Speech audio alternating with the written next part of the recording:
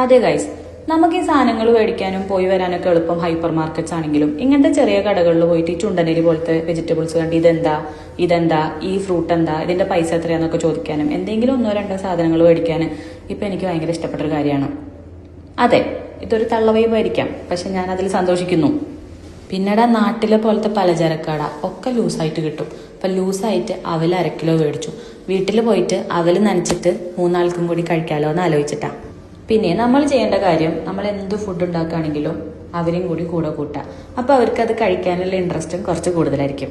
ഇന്ന് ഡിന്നറൊന്നും കഴിക്കില്ല എന്ന് അറിയണോണ്ട് തന്നെ കുറച്ച് ബട്ടറും ഒരു പൊട്ടറ്റോ വേവിച്ചതും കൊണ്ട് ഞാൻ കൊടുത്തിട്ട് പറയും, ഇതൊന്ന് അമ്മയ്ക്ക് മിക്സ് ചെയ്ത് തരണേന്ന്.